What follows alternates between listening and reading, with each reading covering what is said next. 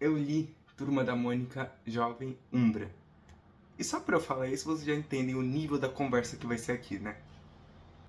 Bom dia, boa tarde, boa noite, meus pimpolhos de livros. Tudo bem com vocês? Bem-vindos ao meu canal, meu nome é Lucas. E agora vocês me perguntam, quem és tu, Lucas? Bom, primeiramente, eu sou escritor, autor do meu livro A Bruxa Escondida de Salem, Histórias de Locasta. Também faço vídeos para YouTube, TikTok, Instagram. Sou ator de vez em quando, cozinho de vez em quando, faço uma cozinha quando dá. Enfim, e também eu gosto de expor o que eu sinto de alguma forma em algum tipo de arte. E se eu não faço isso, eu sinto que eu tô morrendo por dentro. Mas enfim, vamos ao que realmente importa nesse vídeo. Turma da Mônica, Jovem e o Mistério de Umbra. Olha, antes de eu falar isso, provavelmente você chegou nesse vídeo, você deve saber, como eu disse, o nível dessa conversa. Porque esse livro aqui, não ele em si, mas essa história, ela é uma relíquia. Ela é uma relíquia para nós que nascemos nos anos 2000. Ou anos 2010 não, vamos falar anos 2000. Porque para você ler Turma da Mônica Jovem, na época que ela foi lançada, você tinha que ter pelo menos uns 12 anos de idade, no mínimo. Mas enfim, pequeno prólogo para você, meu querido pimpolho que chegou até aqui e me pergunta o que é Turma da Mônica Jovem Umbra. Bom, vamos começar do começo. Lá pelos anos 2010, Turma da Mônica veio começando a sofrer mudanças assim. Não ruins, digo mudanças no estilo. Por quê? Porque só as HQs da Turma da Mônica não estavam sendo suficientes para o universo mauriciano. E aí o que eles fizeram? Eles trouxeram para nós, fãs, Turma da Mônica Jovem, que é basicamente a turma, só que com histórias um pouco mais complexas, um pouco mais maduras, abordando outros tipos de temas, mas obviamente com a mesma alegria e carisma que a turma sempre teve. E lá nos inícios dos anos 2010, quando essa saga estava começando, lançou-se o que foi chamada de a Super Saga do Fim do Mundo. O que é a Super Saga do Fim do Mundo? Super Saga do Fim do Mundo é basicamente uma série de gibis da Turma da Mônica Jovem, ou melhor, gibis não, mangás, porque a Turma da Mônica Jovem é completamente em formato mangá. Mas, enfim, e lançaram uma história que começou a pegar pedaços da Turma da Mônica original, colocando num cenário totalmente diferente e escrevendo uma baita de uma história de terror, drama, misturando ficção científica e também espiritualidade e transformando aquilo num drama gigantesco que foram, se não me engano, quantos gibis? Tem aqui escrito quantos gibis foram?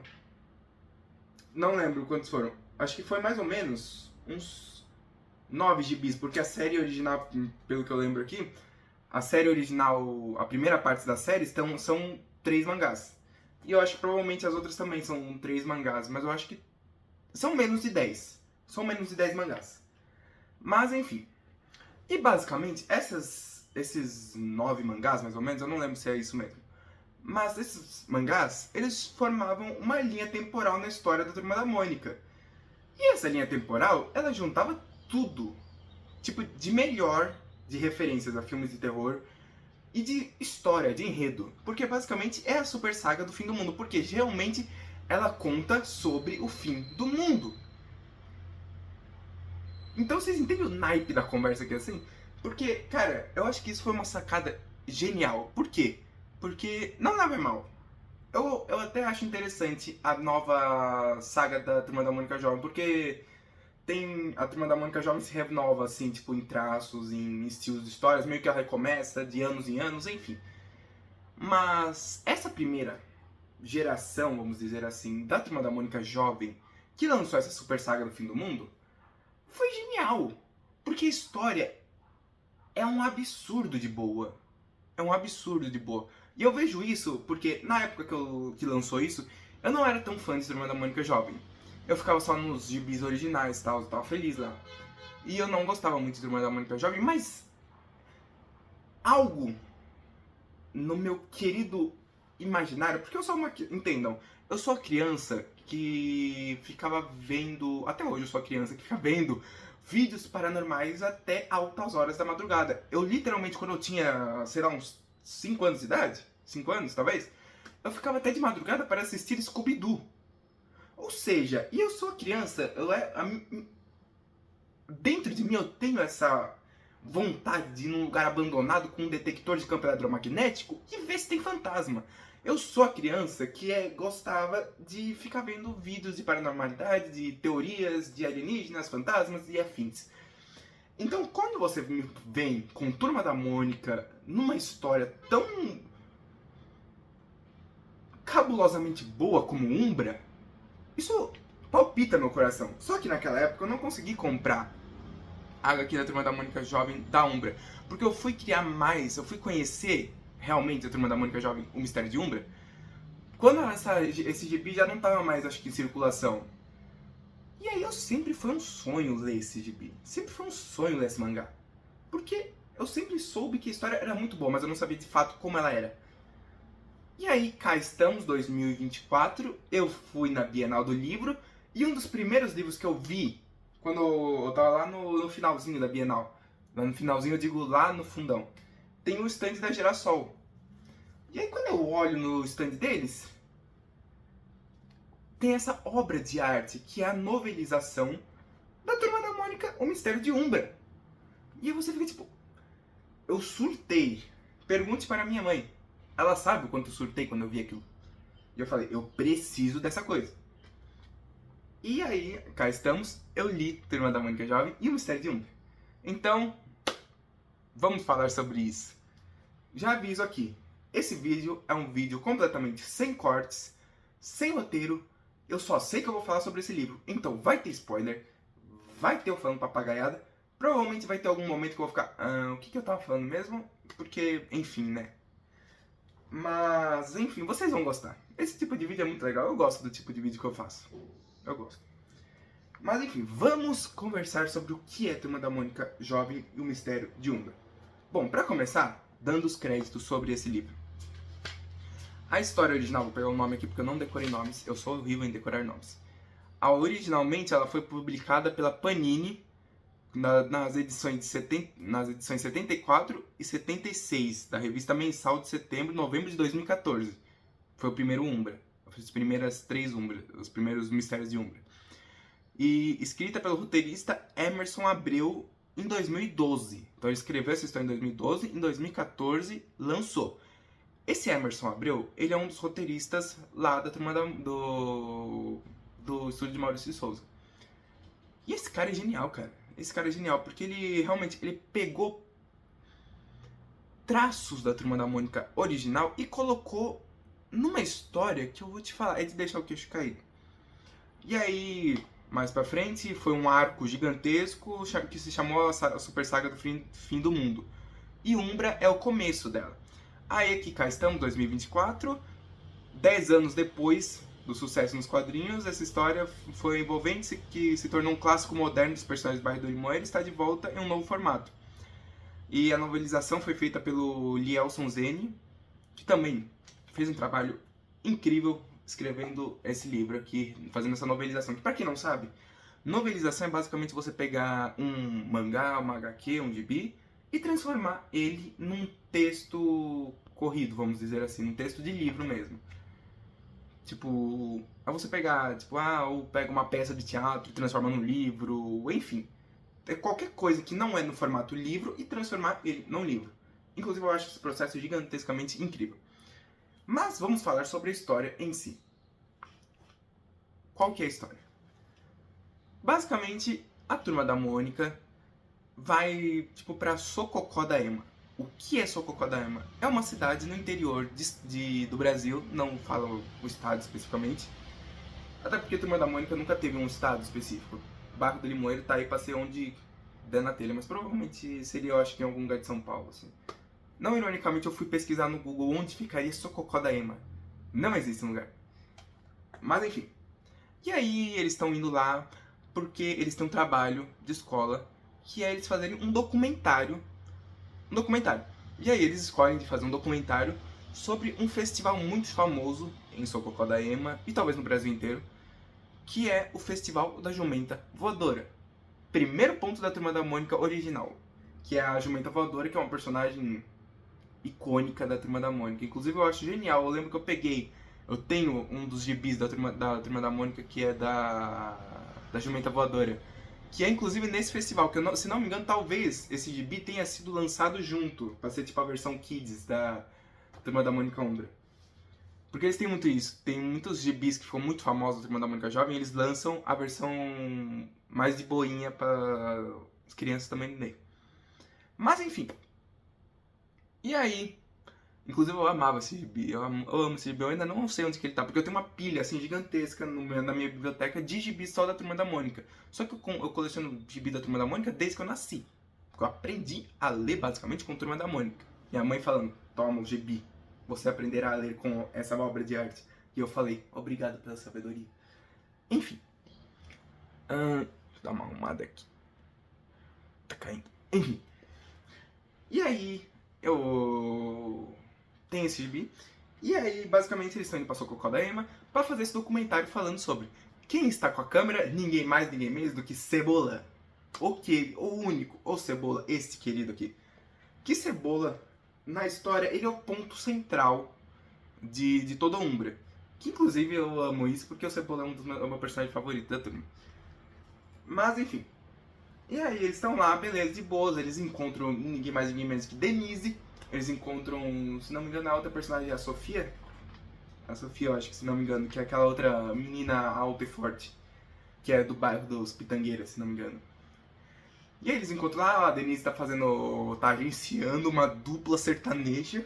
Inclusive, um ponto que eu acho muito bom sobre Turma da Mônica, que eu sempre gostei, que eu sempre achei genial em Turma da Mônica, que são as paródias. O que são as paródias? Se você não leu Turma da Mônica ainda, entenda que você vai se deparar vigorosamente com paródias de cair o queixo, porque são muito boas. Tipo assim, ó, a Mônica tá perguntando pra Denise, quando que você virou agenciadora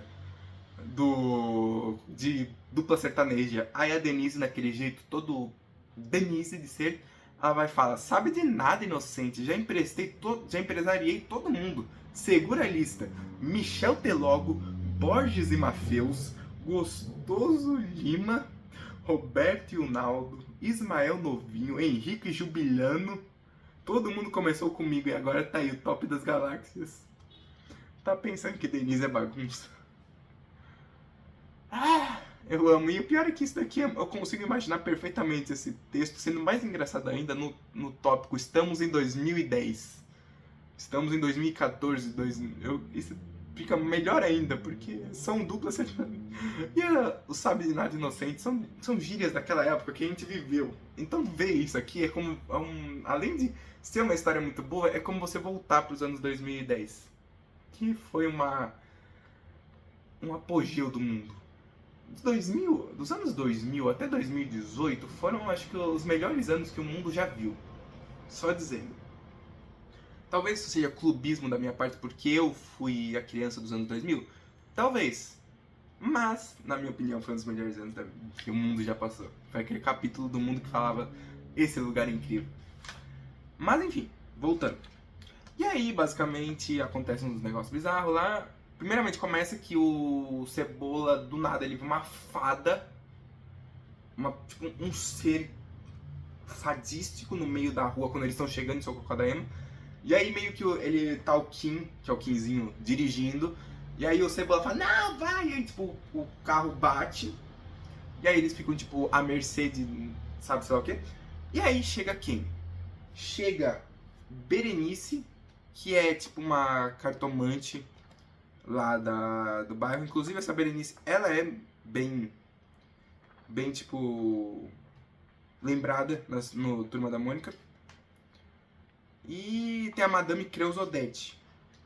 Cadê a Madame Creusodete? Que é, se não me engano, a Madame Creusodete, ela é tipo a velhinha que tem lá do coisa. E a Berenice, que é...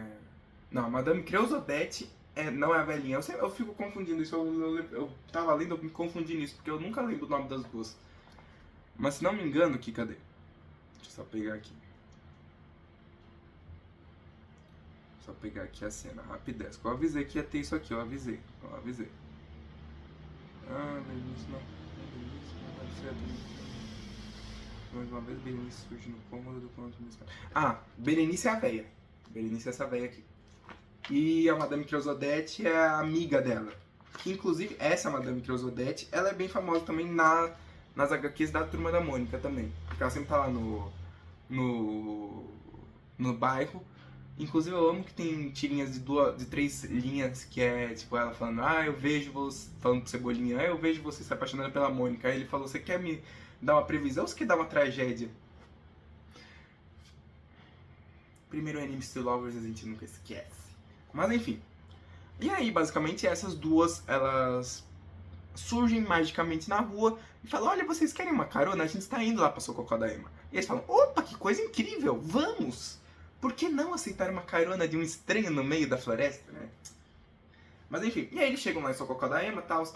Eles acabam ficando na casa da Madame Creusodette. E aí acontecimento vem. Tem uma hora que eles estão brincando num laguinho lá do lado. E aí o Cebolinha do nada, o Cebola, ele percebe que tem uma marca no pulso dele. Uma marca... O que fucking é essa marca? E aí, coisa vai, coisa vem, ele encontra, tipo, um fantasma, tipo, falando que morreu naquele lago, e ele fica tipo, mano, o que tá acontecendo? E aí, vai, coisa vem, coisa vai, coisa vem. Começa a acontecer que a turma começa a ser assombrada por fantasmas que estão naquela casa. E aí meio que um deles aparece, que é o violinista, ele fala, quando eu tocar esse violino, um de vocês vai morrer. E aí, tipo, eles falam, meu Deus, vamos embora. Eles ficam tipo, vamos embora ou não vamos embora? Só que aí no final eles acabam não indo embora, né? Porque é isso. Histórias de terror são isso. São adolescentes burros. Perdão, a Turma da Mônica. Eu amo. Mas em filme de terror todo mundo é burro. Mas enfim, e aí tem a noite da grande festa do Jumenta Voadora. E aí essa Madame Creusodette e a Berenice, elas fazem tipo máscaras pra turma. E aí eles ficam tipo, E aí tipo, eles pegam máscaras e o Cebola não vai pra essa festa, porque ele tá tipo editando os vídeos, porque ele tá com uma câmera aí. Ele tá tipo com uma Sony dos anos 2000 que tá lá gravando tudo pro documentário. E aí o que acontece? Coisa vai, coisa vem. Eles vão pra festa, o Cebola, a Magali e o Cebola não, o Cascão, a Magali e o Cascão, e o Cebola fica. Só que a grande coisa dessa história é o plot twist tá aqui. O Cebola já sabia de toda a lenda desses fantasmas que assombraram eles. Porque o que é basicamente? Porque toda a história da Jumenta Voadora, ela é ela é meio infantilizada, tipo, a Jumenta Voadora era a protetora das crianças porque um dia ela sofreu bullying de outras crianças. Só que não, a pendenga da menina, que era a Jumenta Voadora, ela basicamente, o que é a história? A mãe dela era muito caridosa e ela dava comida pros pobres em Tapaueres. E aí ela ficou conhecida como Jumenta. Jumenta Voadora. Ela ficou conhecida. E aí, a filha ficava com ranço da mãe porque ela ajudava as outras crianças. Tipo, ela ficava, você tá dando mais atenção para as outras crianças do que pra mim. E aí, tipo, o que ela fazia? Ela ficava com ranço. E o que ela fez? Ela pegou um crânio de jumenta e assustou as outras crianças. E tal. Umas criancinhas que tava lá. E ela acabou se perdendo no meio da floresta onde tava todas as crianças, porque Sococó da Ema é tipo, literalmente um lugar no meio do nada, no meio de uma floresta. E aí ela acabou caindo em um precipício e morreu. Mas enfim. E aí essa mãe acaba pegando essas crianças que estavam lá e tipo, porque ela precisava de um ritual e tal pra fazer, tipo, precisava de almas puras, alguma coisa assim, pra trazer a filha de volta. Só que aí coisa vai, coisa vem, ela não conseguiu trazer a filha ainda. Tipo, ela... E aí que tá. É aí que tá a grande coisa. Todo mundo acha que essa menina é tipo do bem. E aí o Cebola acha que ela é do bem. E ele acaba, tipo, querendo invocar esses fantasmas pra, tipo, falar, não, vamos pro fight, vamos filmar, eu quero filmar esses fantasmas. Só que acaba que os fantasmas não aparecem, ele quebra uma barreira que a Magali fez, tipo, na casa, porque, tipo, eles descobriram que sal grosso espalha dos fantasmas. Inclusive, isso é um ponto que eu acho muito interessante, eu gosto de como Umbra coloca muito de espiritualidade nessa história, porque Umbra, ele não é, tipo, basicamente uma fantasia de terror. Ele realmente se embasa em coisas reais da espiritualidade. Inclusive, eu vou chegar nessa parte. E aí o Cebola não vê fantasma nenhum, ele fala, vou pra floresta. Porque ele acaba descobrindo um cômodozinho que tem tipo um altar na casa. Então ele tem uma chave, e aí ele vê essa chave, tipo, eles tinham descoberto que tinha uma porta numa casa abandonada que era da jumenta. E aí ele fala, essa porta não está abrindo, essa chave parece com aquela porta, vamos abrir. Por isso que eu falo que Cebola foi muito... Enfim. E aí, coisa vai, coisa vem. Ele vai pro meio da floresta, ele encontra aquela fada de novo, que é a jumenta voadora que fez bullying, só que eles não sabem que ela é do bem, que ela é do mal. Ele acha que ela é do bem, e ela tá sem rosto. Por quê? Porque ela precisa do crânio de jumenta que tá preso num lugar que é depois daquela porta. Só que o Cebola não sabe o que é aquele lugar depois da porta. Enquanto isso, estamos tendo a festa lá, tá todo mundo tuti, tuti, tuti, tuti dos dois sanfoneiros lá, dos dois sertanejos que a Denise tá agenciando. E aí, enquanto isso, a gente vai indo nessa troca de cenas alucinante, o Cebola chegando naquela porta, e aí os caras cantando, e aí do nada no meio do palco sai, surge o violinista. E aí ele tinha falado, se eu tocar esse violino, alguém vai morrer. Enquanto isso a gente tem o Cebola destrancando a porta. E aí ele começa... E aí o que acontece? O Cebola, no que ele abre aquela porta, não tem nada. Ele cai num precipício. E a gente é deparado com essa cena aqui. Você tem uma noção, a gente é deparado com esta cena aqui.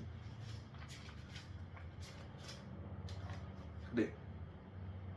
Esta cena aqui. Cebola estrupiado no chão. Por isso que eu digo que Umbra é um negócio muito...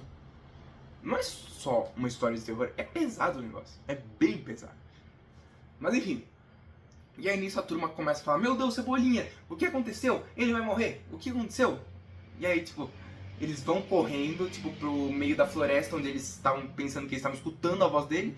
Só que na verdade o que é? É o Cebola fantasma. Porque ele realmente está morto nessa história. Nessa parte da história. Por quê? E aí meio que ele, morto, passando por aquela porta, aquele porta é tipo um portal. Pra chegar em Umbra. Umbra é o quê? Se você... Isso eu sei, porque eu também eu estudo muito sobre espiritismo, que é uma religião, uma doutrina que eu acho muito interessante. E Umbra, nessa história, é tipo um limbo, onde as pessoas onde tipo os espíritos ficariam, onde eles vão ser decidindo se eles vão pro inferno ou se vão pro inferno ou pro céu. E basicamente isso. O Cebola tá lá preso com essas crianças, que são os 7 fantasmas, que são esses queridos aqui. Cadê os queridos? Cadê? Aqui. Eles. Aqui. Cada um meio que tipo, tem um poder, sabe? E eles são os filhos de Umbra, ou os 7 filhos de Umbra. E ele fica preso lá, e nessa daí ele descobre que a galera não é do mal. Esses fantasmas não são do mal, eles são do bem. Quem é do mal é a jumenta. E aí meio que ele fica nessa parte da Umbra, que é tipo esse limbo, onde ele tá tipo vagando lá, tentando fugir desses espíritos. E aí basicamente, enquanto isso a turma tá do outro lado, falando o que vai acontecer. E nesse meio tempo, o que acontece? A turma vai pra casa onde eles estavam, e quem aparece lá? A Berenice, que é a véia. E ela fala o quê? Aí ela começa tipo dar um chazinho e fala, não, você calma galera, o que tinha na porcaria do chá? Veneno! Veneno! E aí o que acontece? A gente se depara com mais essa cena aqui. A gente se depara com essa outra cena aqui. A Berenice cantando uma música macabra, enterrando a turma. Entendeu por que essa história é tipo entende o que eu tô falando? Enfim, basicamente depois disso nós temos o Cebola com aquela lábia dele, porque a gente sabe que o Cebola tem uma lábia do caramba. E ele fala, não, vamos se juntar, filhos da Umbra, vamos derrotar a Berenice e a filha dela, porque a gente descobre que a Berenice é a mãe ela é a mãe da filha. Então ela é a jumenta voadora. É isso. E aí eles falam, não, a gente tem que pegar tipo, o crânio da jumenta pra fazer de isca pra ela, alguma coisa assim. E aí nesse meio tempo eles se encontram com quem? Com ninguém menos, ninguém mais do que Dona Morte. Mais um traço de Turma da Mônica da HQ original. E ela meio que tá lá com esse crânio no barco, que seria um barco tipo que vai num rio, que vai levar as pessoas ou pro inferno ou pro céu. O que eu achei genial também, porque a gente pega muito outros detalhes também da mitologia grega, que fala sobre isso, sobre o barqueiro que leva, tipo, as pessoas, sabe, tipo, pro mundo inferior. Eu acho genial o quanto Turma da Mônica e o Mistério de Umbra pega nesse fato de espiritualidade. Eu acho muito genial. Eu acho muito genial e muito inteligente. Muito inteligente, porque nada é tipo só uma fantasia inventada. Não, realmente teve alguma base nessas coisas. Eu acho genial quando tem essas histórias assim. Mas enfim, voltando. E aí eles pegam o crânio da jumenta, dá tudo errado. A Berenice consegue pegar o crânio, a filha consegue pegar o crânio. E a gente é contemplado com uma cena em que a Berenice... Bom, eu vou falando mais rápido para não me estender muito. Mas a gente chega no final, onde se junta a Madame Creusodete tá tipo tirando as cartas, enquanto isso tá lá a Berenice enterrando a turma. E ela fala o que tá acontecendo, e aí do nada tipo, a gente sai e Denise com a Sofia e com... Eu esqueci de mencionar o Chavecão, que é tipo um querido que apareceu do nada na história. Tipo... Só que depois a gente vai entender, tipo, ele seria o primo do Chaveco. E aí ele vai meio que ajudar a galera, porque ele sabe que o Cebolinha tá em perigo, que ele vai fazer porcaria. E aí nisso ele tá junto lá na história e tal, e aí ele descobre a Madame Creusodete, falou o futuro, falou o que tava acontecendo. E aí vai a Denise, a Sofia, o Chavecão, tudo eles se junta e pega ainda também os dois sertanejos pra ir pro fight, entrar na Umbra e salvar o Cebola. E a gente é contemplado com muitas cenas boas com esses dois sertanejos no meio da coisa, porque eles simplesmente vêm de sopetão na história. Eles literalmente... É o Zé Beto e o Crispiano.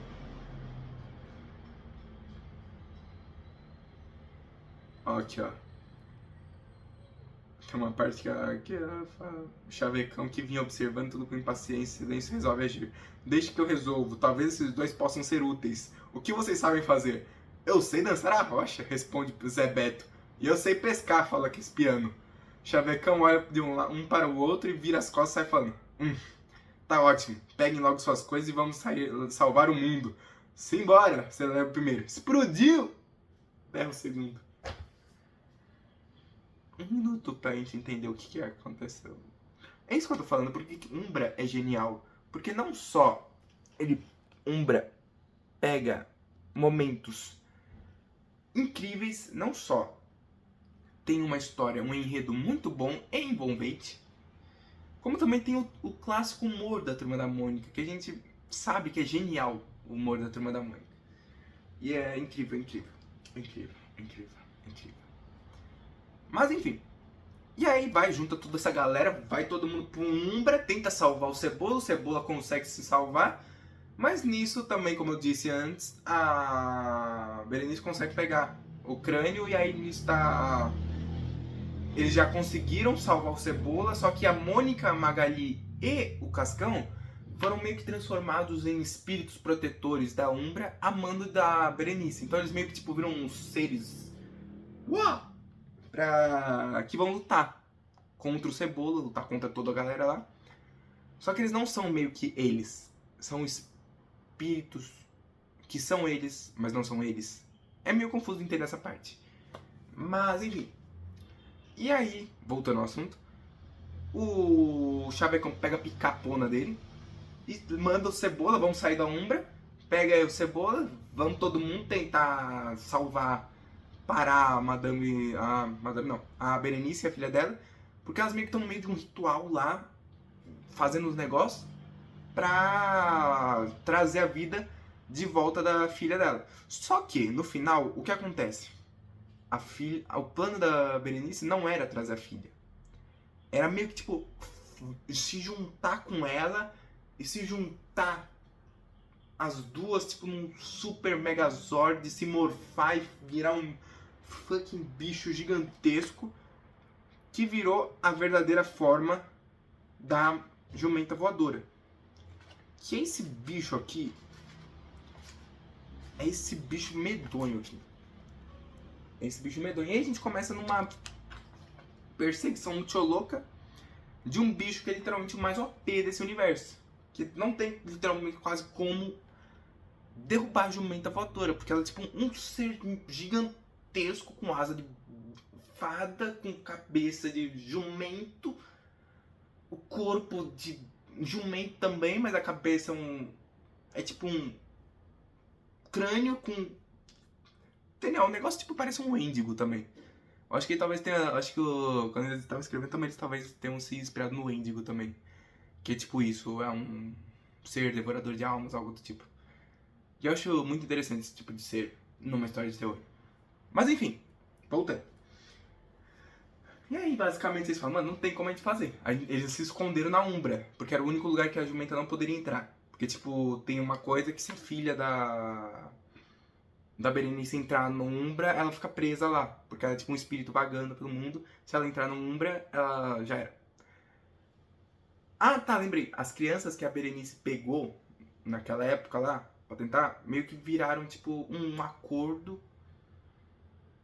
Um acordo, tipo, eles não falaram que tipo de acordo, porque senão ia ficar mais pesado ainda, mas tipo, eles pegaram esse acordo pra, tipo, ela poder viver pra salvar a filha, pra manter a filha viva, só que ela ficava nesse limbo de perambular pelo mundo, tentando achar alguém pra concluir esse processo. E aí, voltando, virou a jumenta voadora e tal, mas enfim. E aí eles entraram no Umbra pra se proteger, falando, vamos criar um plano. Que plano? Não temos um plano. E aí o Cebola tem a brilhante ideia de falar, não, vamos se juntar com os filhos da Umbra, porque eles são literalmente muito poderosos. Cada um meio que tem tipo um poder. Tem um poder... Deixa eu ver se tem aqui. O que cada um tem de poder aqui? Calma aí. Não importa pra lugar nenhum. Aqui, ó. Os filhos de Umbra. O mais alto de Cartola se chama Perna de Pau, o fantasma com guarda-chuva. O fantasma com guarda-chuva é a Sangria. A de Vel tem o nome de Viúva. A Kelly com o meteorito no lugar de cabeça é o Absinto. A criança com chapéu de 3 pontas é a bailarina. O menino com violino deram o nome de violinista. E o líder do grupo, de uma máscara com um chifre nos olhos, chamam-se de porta-voz. O porta-voz meio que ele consegue falar pelas pessoas, tipo, entrar no corpo e falar. O violinista, ele consegue prever o futuro. A bailarina... O que a bailarina faz mesmo? Eu esqueci o que a bailarina faz. Ah, ela cria visões, sabe? Tipo, ela mexe com a realidade. O Absinto, ele pega a cabeça dele e faz... É isso.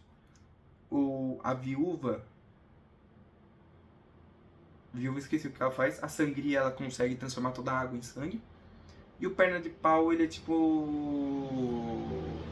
Se tentarem bater nele, ele escolhe uma pessoa e fala, não, toda dor que eu senti, vocês vão, tipo...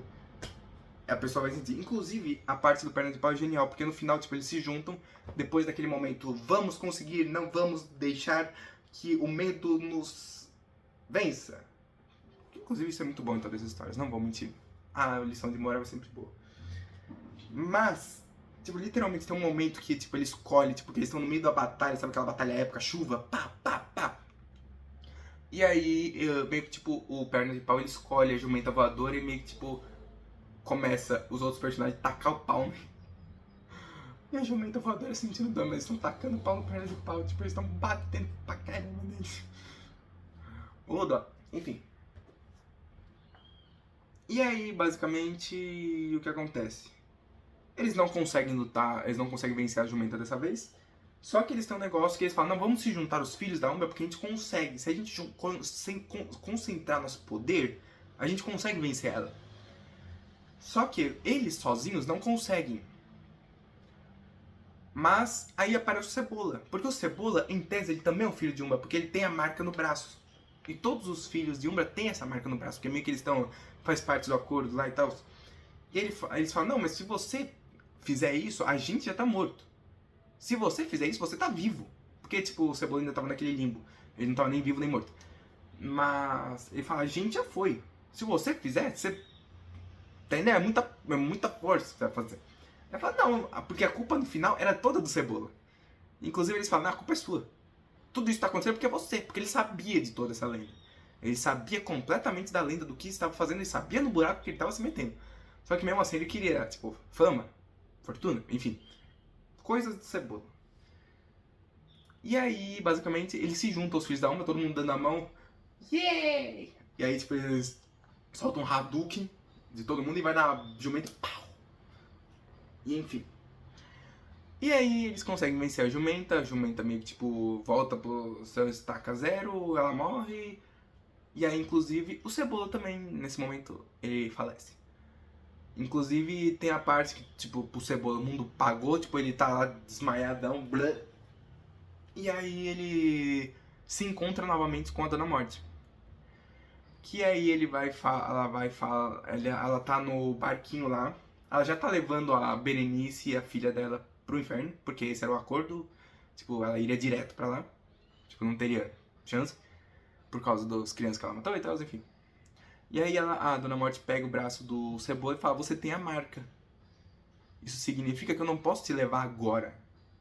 Mas eu vou te levar quando for a hora, no fim do mundo. E ele fica tipo, mas quando que é o fim do mundo? Aí ela fala, tá mais próximo do que você imagina, mas agora ainda não é a sua hora, então volte. Mas toma cuidado. E aí ele volta pra vida. Yay! Nesse momento é aquele momentinho fofo com a Mônica e tal, aquele momento fanservice de Cebônica que a gente ama. E aí eles voltam, tals, com essa coisa, meio que esse é o final. E aí aparece o Chavecão, que na verdade o Chavecão, o que ele é? Ele não é o Chavecão, primo do Chaveco, ele é o Chaveco. Só que ele voltou do futuro, ele veio do futuro pra tentar salvar o Cebola de fazer coisa errada. E nesse meio tempo meio que ele perdeu a Denise dele, porque a Denise e eles namoram no futuro. E aí meio que tipo fica... E a Denise se apaixona por ele, só que ele é do futuro. Então meio que tipo fica assim. E aí ele tem que voltar pro tempo dele e tal. E enfim. E aí acaba nisso. A história acaba aí. O livro meio que acaba nesse momento. E inclusive tem o final do Cascão, obviamente, né? O Cascão tem que ser aquele querido que vai falar as coisas, né? Inclusive ele fala aqui. Gente, não aguento mais, tenho que falar. Essa história toda não faz sentido. Como assim, Cascão? Diz Mônica. Olha só, as crianças queriam que a gente saísse da casa. Que era a casa que eles pegaram lá pra ficar. Da Berenice da Criança Odete. Não era mais fácil eles deixarem um bilhetinho maneiro na geladeira? A Berezica, vazem, abraço, filhos de Umbra. Porque, tipo, tem toda essa história. Porque eles queriam que eles saíssem dessa casa pra avisar sobre a Berenice. Que ia acontecer toda essa coisa. Só que eles apareceram como fantasmas, tipo, tacando terror na casa. E aí ele fica, tipo, com essa coisa, tipo, por quê? Aí o Cebola olha pra ele, intrigado com o raciocínio do amigo. Calma que tem mais. Ele falou, o violinista não prevê o futuro? Por que ele não preveu que essa balbúrdia toda ia rolar? Aí o Cascão faz uma pausa para recuperar o fôlego. Todos no carro ouvem atentos. É como se eles soubessem que só com a nossa ajuda iam conseguir vencer a jumenta e se libertar de Umbra. Eles manipularam a gente o tempo todo. Aí ele fala, não, careca, porque ele fala, não, mas eles são gente boa. Aí ele fala, não, careca, eles eram gente boa há 20 anos, pensa, 20 anos do purgatório que é a Umbra. Mexe com a cabeça de qualquer um. E se eles planejaram tudo isso? E eles ainda tiveram o fim... E se eles ainda tiverem os seus dons paranormais? Cascão fez uma pausa. A maldição era a única coisa que mantinha os filhos de Umbra sob controle. E agora eles estão soltos. E aí aparece fim. E nisso aí acaba. Isso aí acaba a parte da Umbra. Porque tem outras partes do mangá, né? Inclusive no final do livro, quando eles estão dando os créditos finais e tal, eles falam aqui... para essa nova roupagem, Maurício de Souza Produções fez novos arrebatadores ilustrações, não apenas para deixar a história mais sombria, mas também porque os antigos e novos fãs de Umbra merecem. E a porta foi aberta. Que basicamente eles falam, provavelmente vai ter a novelização das outras mangás da Super Saga do Fim do Mundo. E enfim. E a história de Umbra acaba aqui.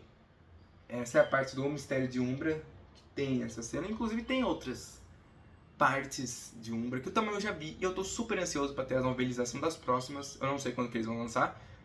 Não sei se isso vai demorar muito. Provavelmente não vai demorar muito. Tipo, se eles lançaram agora, provavelmente lançaram nessa Bienal. Provavelmente final desse ano ou ano que vem, talvez venham a lançar. Mas enfim. Considerações finais, porque já estamos a 40 minutos de vídeo. E se você chegou até aqui, muito obrigado. Ou você gosta muito de Umbra, ou você ficou feliz com o que eu tô falando. Então, muito obrigado, deixa o like aí. Isso ajuda muito o nosso canal e me ajuda a entregar mais conteúdos como esse pra vocês. Mas enfim, considerações finais sobre Umbra. Não mudou minha consideração de que isso aqui é um dos melhores livros de terror que eu já li em toda a minha vida de drama. Por quê? Porque eu acho que um bom drama, um bom terror, ele tem essa coisa de misturar realidade com a ficção, misturar o fato de ter coisas engraçadas, porque eu acho que toda história merece ter pontos engraçados, pontos divertidos, pontos para quebrar a tensão, e a Turma da Mônica sabe fazer isso de mão cheia. Eu acho que é uma história extremamente boa, muito complexa, muito interessante de assistir. Eu peguei esse livro, eu li as 3 primeiras páginas, olha, acho que, não, 10 primeiras páginas num dia, e no outro terminei. Varei o dia lendo. Porque é um livro que realmente você não consegue tirar o olho dele enquanto você está lendo. E é uma leitura rápida. São 159 páginas. É uma leitura muito rápida, principalmente se você lê rápido como eu. Mas se você também não lê rápido, tudo bem. Provavelmente não vai demorar muito pra você terminar. Mas o que eu tô querendo dizer é uma história muito boa. É uma história excepcional. Uma das melhores histórias da Turma da Mônica. Eu até tava comentando com uma amiga outro dia que ia ser muito interessante se isso tivesse um filme. Eu acho que o filme de Turma da Mônica Jovem teria sido muito mais legal se eles não tivessem feito Reflexos do Medo e tivessem metido o Mistério da Umbra e fazer a Super Saga do Fim do Mundo. Só que, como ela bem disse nas sábias palavras dela, mano, é impossível tu fazer um filme desse. Porque realmente é impossível. Como fazer? Tu teria que ter uma... Ia ser bem difícil fazer um filme desse, porque tu meter uma jumenta voadora gigantesca. Mas eu acho que talvez um dia eles façam, porque a Super Saga do Fim do Mundo é muito boa. É muito boa. E eu tô ansioso pra saber como que vai continuar, porque eu vi que depois ainda tem partes da história que faz referência a Five Nights at Freddy's. Tem uns negócios muito loucos, uns bichos monstruosos. Tem a parte da... Ah, esqueci o nome dela. Que é a francesinha da história. Que o Cebola, inclusive, tem uma época que ele fica apaixonado nela. E ela é tipo...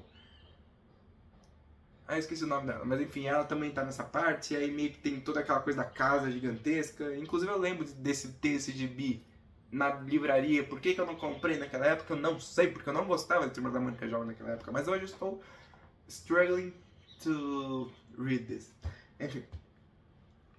Não. Me esforçando pra ler, não. Estou struggling to calm down myself. Mas enfim. Livro ótimo, eu super recomendo. Se você ainda não leu Umbra, se você é da época que você leu Umbra no mangá, leia a novelização, porque você vai sentir aquele abracinho nostálgico. Se você não leu, meu filho, tu tá perdendo tempo. É um livro muito bom, incrível, e provavelmente é daqueles livros que te tira da ressaca literária. Muito provavelmente é um daqueles livros que te tira da ressaca literária. E ele já tá disponível, provavelmente em todas as lojas e tal, Editora Girassol. E enfim, é Turma da Mônica, gente. Eu sou suspeito pra falar que eu amo Turma da Mônica desde sempre. E enfim, é isso. É isso. Inclusive, é uma história muito boa. Eu falei por 40 minutos, mas provavelmente, como eu disse, tudo que eu falo nesses vídeos não é a experiência completa de você ler o livro. Então se você tá lendo tudo isso aqui, você tá tendo um resumão do que acontece. em mais ou menos 50 minutos, que a gente já está em 44, você vai ter a experiência de saber qual que é a história, mas você não vai ter experiência de ler a história na íntegra. Tipo, esses 40 minutos estão servindo para te poupar 3 horas de leitura, talvez. Mas se você ler, vai ser as melhores 3 horas de leitura da sua vida. Enfim. Se você chegou até aqui de novo, muito obrigado. Muito obrigado mesmo, porque os meus vídeos geralmente são bem compridos. São bem longos. Então, se você chegou até aqui, muito obrigado. Muito obrigado mesmo. De verdade. Isso me incentiva demais. É isso. Semana que vem eu volto com outro livro, com outra história, ou com algum outro pensamento. E obrigado por ter chegado aqui de novo. Muito obrigado. É isso. Se cuidem e leiam Turma da Mônica e o Mistério de Umbra, porque você não vai se arrepender. Você não vai se arrepender de ler esse livro. E também leia, um último momento de publi, leia meu livro, A Bruxa Escondida de Salem, Histórias de Locasta, que também é um livro de mistério, drama histórico, também envolve espiritualidade de monte, e fala sobre uma menina de 13 anos, que mora em Salem, é odiada pela cidade, porque simplesmente ela é uma bruxa, e ela acaba descobrindo um segredo envolvendo o cara mais idolatrado do mundo, da cidade, e ela tem que descobrir uma forma de contar a verdade para as pessoas, porque ninguém acredita nela, coitadinha. É um livro que tem Friends to Lovers LGBT, tem Enemies to Lovers com a protagonista, tem família de conforto, tem quebra de padrões. É um livro gostosinho de ler, você vai realmente ter muitos pensamentos legais nesse livro e vai te deixar de boca aberta em vários momentos. É muito bom. E é isso. De novo, obrigado. Se cuide. Que o seu Deus, seja lá qual você acredita, te proteja. E lembrando, se você tá tentando ser bom pra esse mundo e tá sendo bom pra si mesmo, e não tá tentando atrapalhar o coleguinha, você já tá fazendo demais e você deve ser uma pessoa incrível. Meu beijo. E até a próxima.